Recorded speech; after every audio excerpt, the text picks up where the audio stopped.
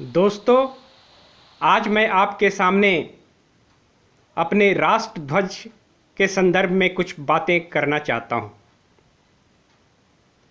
हमारा राष्ट्र ध्वज और हमारा राष्ट्रगान एक ऐसी चीज़ है जिसे देखकर और सुनकर ही सभी भारतीयों में देशभक्ति की भावना जागृत हो उठती है।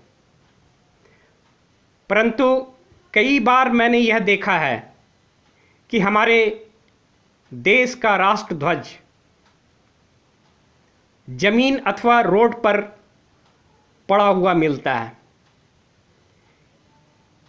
इसे देखकर काफ़ी मन आहत होता है।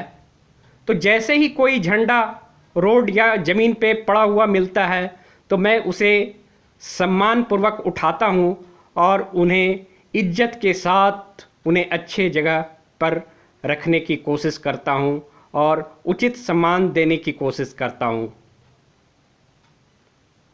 परंतु होता क्या है कि मैं जिस ध्वज को राष्ट्र ध्वज समझ करके सम्मान देने की कोशिश करता हूँ और उठाने की कोशिश करता हूँ, तो वह राष्ट्र ध्वज न निकलकर यह किसी पार्टी का झंडा मिलता है। तो मैं यह गुजारिश करना चाहता हूँ सभी पॉलिटिकल पार्टी जिनका झंडा राष्ट्र ध्वज से मिलता जुलता है, तो आप अपने झंडे को इस तरीके से नहीं बिखेर सकते हैं जो हमारे राष्ट्र ध्वज का अपमान की तरह प्रतीत होता हो। तो इसीलिए मैं ऐसे घटनाओं से कई बार गुजर चुका हूँ जो मुझे काफ़ी झकझोर देता है, और इसलिए मैं इतना आहत हो गया कि मुझे प्रधानमंत्री कार्यालय, कानून मंत्रालय और भारत के चुनाव आयोग को भी इसके संदर्भ में लिखना पड़ा। करीब 2 साल पहले भी मैंने इस बात को लिखी थी, लेकिन वहाँ से कोई जवाब नहीं मिला।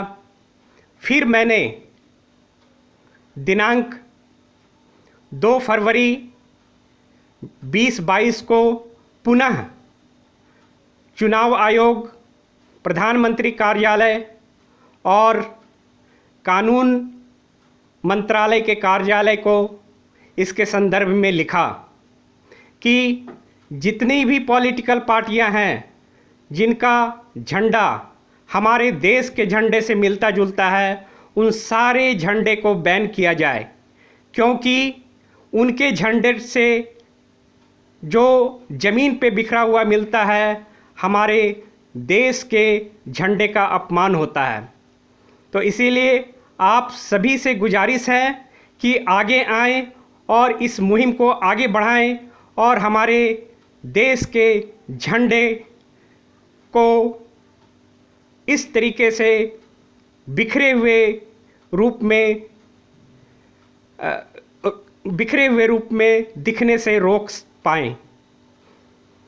तो दोस्तों, इस मुहिम को आगे बढ़ाएं और सभी पॉलिटिकल पार्टी जिनका झंडा हमारे देश के राष्ट्रीय ध्वज से मिलता है, उन सभी पॉलिटिकल पार्टी के झंडे को बैन कराने के लिए चुनाव आयोग को लिखें, प्रधानमंत्री कार्यालय को लिखें और कानून मंत्रालय को लिखें, ताकि इसके संदर्भ में उचित कार्रवाई की जाए।